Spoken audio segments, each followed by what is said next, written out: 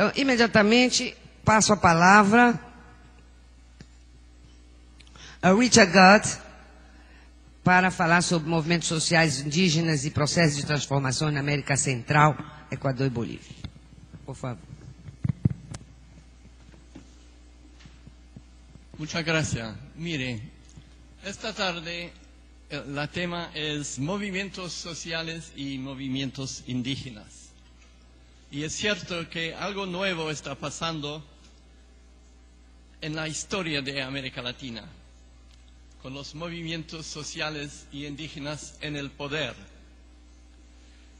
Y felizmente estamos discutiendo eso en Belén, que en esta ciudad hay un ejemplo con los Cabanagem de los movimientos sociales en el siglo XIX.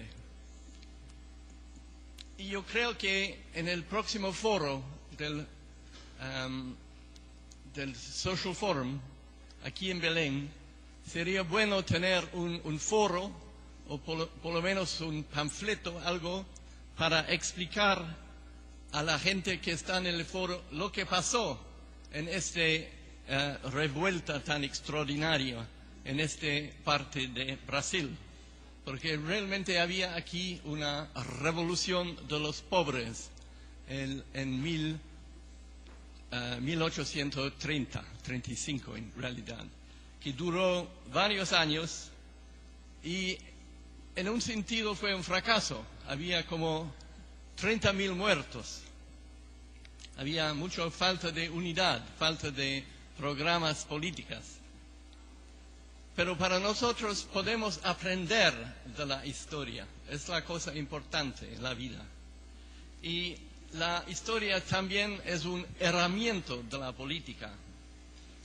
Y la cosa interesante es que todos los nuevos gobiernos de la izquierda en América Latina están poniendo énfasis sobre la historia, sobre una historia distinta de este continente, que es totalmente sui generis, es una historia distinta a las demás partes del mundo. En Venezuela tenemos Hugo Chávez y su cariño para el legado de Simón Bolívar. En Bolivia tenemos Evo, que está siempre evocando a los antepasados indígenas de Bolivia. En Ecuador tenemos Rafael Correa, que está sobresaltando la carrera de Eloy Alfaro hace un siglo. Y ahora en Paraguay tenemos el obispo Lugo, que está tratando de recobrar la historia de las luchas indígenas en los siglos pasados en Paraguay. Y es muy necesario para nosotros recordar lo que pasó, porque hay mucha gente que está fuera de la historia. Como mujeres, tenemos que resaltar el papel de las mujeres y también de los indígenas. Y también tenemos que recordar, tal vez con un enfoque nuevo, el papel de otros participantes en la historia. Los blancos, los que mandaban y quieren seguir mandando. No debemos olvidar que América Latina es un continente de colonos blancos, gente que han llegado desde afuera con sus esclavos negros para sacar las riquezas naturales y matar los indígenas. Pero eso felizmente no fue posible. En todas partes del continente, pero sobre todo en los países andinos, han quedado los pueblos indígenas y ahora están con un papel importantísimo. Y no solo eso, cada día es más obvio que la característica más significativa de América Latina es la presencia de los pueblos originarios. Y cada día ellos están creciendo. Dicen en Bolivia que hay más indígenas hoy en día que hace 5 años atrás. Es decir, muchos de los blancos y los mestizos han decidido que están en favor de Evo y quieren celebrar sus orígenes indígenas. Y en Argentina, un país normalmente considerado como un país blanco, investigaciones genéticas, eso recién, han revelado que 56% de la población de Argentina tienen rasgos indígenas y que hasta 10% del pueblo son pueblos indios, puros indios.